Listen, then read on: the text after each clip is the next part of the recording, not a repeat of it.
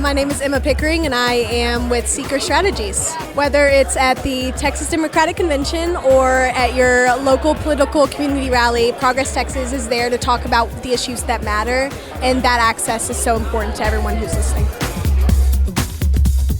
It's Friday, December 3rd, 2025, and this is the Progress Texas Daily Dispatch, rapid response on the breaking news stories Texas progressives need to know.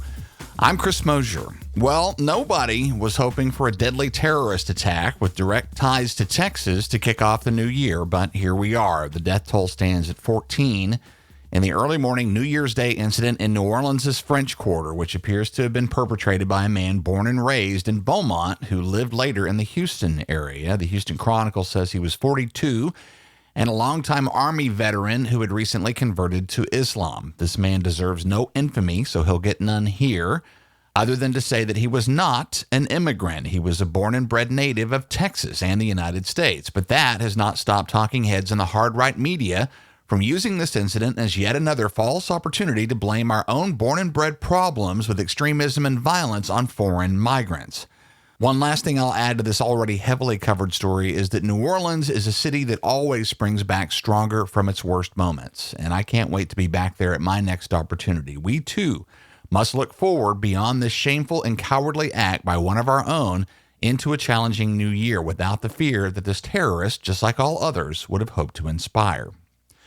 Moving to Texas transplant Elon Musk and Tesla, and no, not that Cybertruck bombing at Donald Trump's tacky hotel in Las Vegas, but the curious standoff that's developed between MAGA Nation, who'd like to see anyone with brown skin, frankly, run out of town as soon as possible, and the billionaire tech bros who have risen to unelected positions as Trump's lieutenants who are big on H-1B immigration visas, which normally are granted to skilled workers from other countries, granting them the privilege of working here in the U.S. Trump finds himself caught between his very anti-immigrant voting base and his bankrollers, who in the case of Musk at least, depend on H-1B visas to provide them a steady stream of technical workers whom they can pay much less than their American counterparts while exploiting them under the threat of deportation.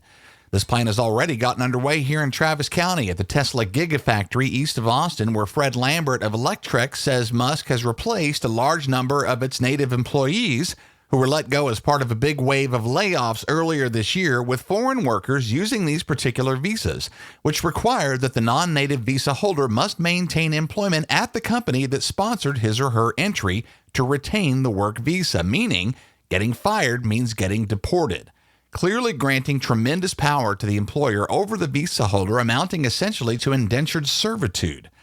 Plus, these visas depress the expected salaries of highly trained U.S. workers, which is why they've been limited in number. Elon Musk wants to eliminate that limit, which would be very bad news for anyone working in the tech sector in the U.S., including our citizens.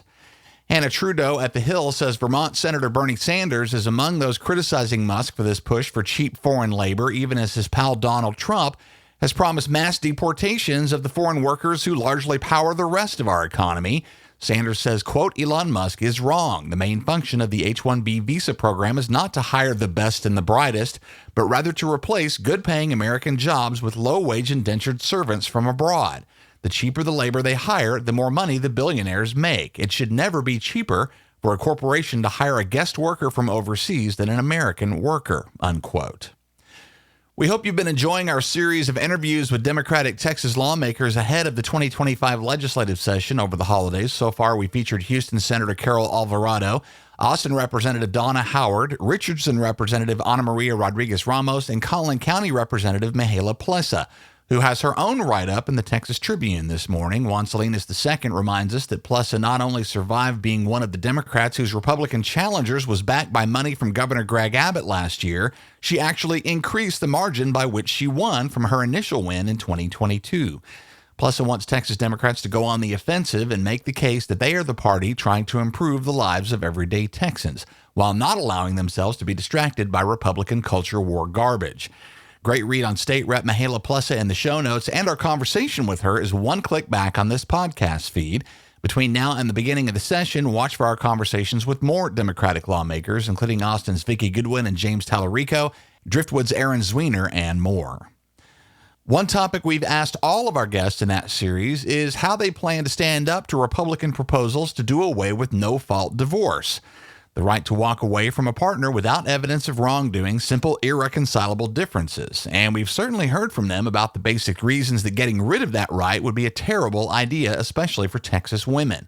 Eric Killalay at the Houston Chronicle writes on this. In particular, Angleton Republican Cody Vasut's interest in leading his party into this next frontier in their ever-escalating culture war. House Minority Leader Gene Wu asks, quote, how far will Texas Republicans go to control women? Eliminating no-fault divorce and implementing covenant marriage laws are huge steps backward. This would trap women in unhealthy and abusive marriages, effectively making them the property of their husbands, unquote. This idea is popular among Republicans at the federal level as well, including U.S. House Speaker Mike Johnson and Vice President-elect J.D. Vance. Some of the loudest voices for abolishing no-fault divorce in Texas come from the likes of Christian nationalist podcaster Steven Crowder, whose own wife left him after years of alleged abuse. See video linked in the show notes of Crowder verbally intimidating his wife, who was pregnant at the time. And former Keller Republican Rep Matt Krause, who's been pushing this idea since well before 2017. Krause has just taken a new post on the Tarrant County Commissioner's Court. One refrain you've certainly heard as we move into this new era is that we're on our own and that our institutions will not save us. I, for one, find that a little pessimistic, but these last two bits from the Trib might reinforce that idea. The Texas Supreme Court has dismissed a lawsuit by the State Bar of Texas against Assistant Attorney General Brent Webster over his push to challenge President Joe Biden's win in 2020. And the same week, the U.S. House Ethics Committee cleared both Texas Republican Congressman Wesley Hunt of Houston and Ronnie Jackson of Amarillo in cases where they both appeared to have blatantly used campaign money for personal expenses. At this point, nobody's watching the hen house but you and me, so let's strap in. Our funding here at Progress Texas is rarely sufficient for us to plan very far ahead, but the conservative disinformation machine that we counter has no such obstacle. They're funded by oil and tech billionaires and religious right-wing activist groups. Our regular everyday listeners form a key component of our funding here at Progress Texas, so if that's you, we could use your support as a monthly contributor. No amount is too small. Go to progresstexas.org/donate, and thanks to Landy DeGuire, Edith Frost, and Alicia Deal, all of whom have joined the team lately. We appreciate all of you. While you're at the website, be sure to grab the merch to match your progressive values at our web store. Y'all means all, Revolution, our most popular Humans Against Ted Cruz t-shirts, all union printed right here in Texas, and lots more, all at progresstexas.org. That's the Progress Texas Daily Dispatch for this Friday, January 3rd, 2025. Links to all these original stories can be found in our show notes.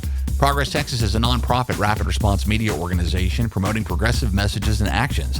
While campaigns come and go, we're the permanent home for progressive media in action in the Lone Star State. I'm Chris Mosier. Thanks so much for listening. We'll see you again on Monday.